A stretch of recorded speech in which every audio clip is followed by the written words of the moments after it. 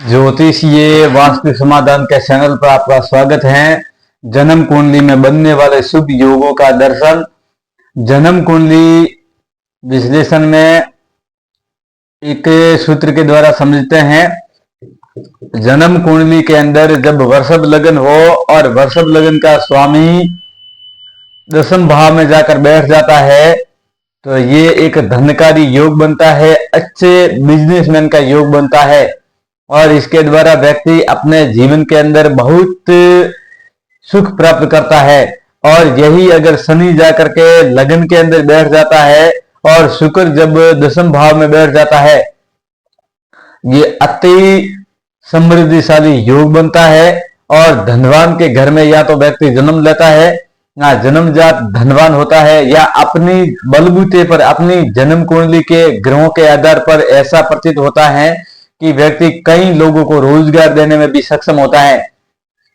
अगर ऐसा योग अगर किसी जातक की जन्म कुंडली के अंदर बनता है, जिसे परिवर्तन नामक योग इसका नाम है, जब दसम भाव का स्वामी लग्न में और लग्न भाव का स्वामी दसम में बैठता है तो व्यक्ति बहुत बड़ी धन संपदा का मालिक बनता है, वाहनों का मालिक बनता है और अपने जीवन के अंदर कई लोगों को रोजगार से जोड़ता है, समाज सेवी भी होता है।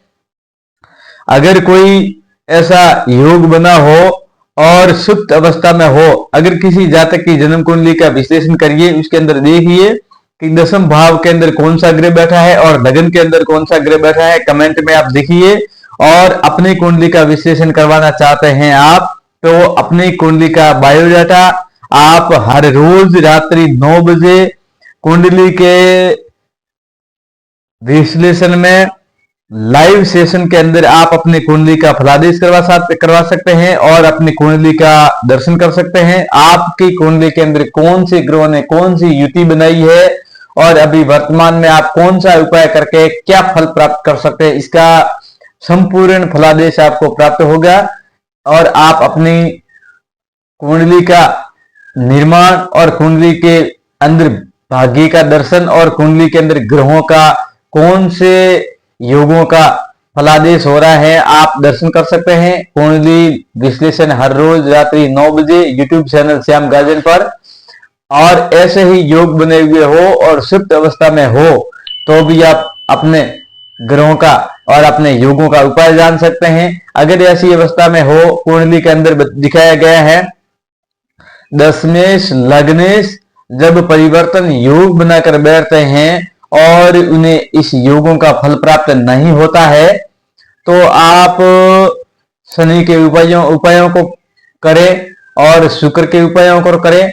कपूर को हर रोज अपने घर के अंदर हर रोज रात्रि को जलाएं और एक सरसों का दीपक हर रोज करें। इन दोनों ग्रहों को एक्टिव करें और सामान्य सरल उपायों के द्वारा आप अपने कुंडली के योगों का फल प्राप्त कर सकते हैं। और अकारक ग्रह अगर योग बना करके बैठे हैं और इस धन योग को तोड़ रहे हैं या दुर्भाग्य योग का निर्माण कर रहे हैं तो भी आप अपने कुंडली के उपायों को ले सकते हैं और कुंडली के अंदर बनने वाले अशुभ ग्रहों की शांति के लिए भी आप उपाय का योग प्राप्त कर सकते हैं। जय श्री कृष्णा, जय राधे।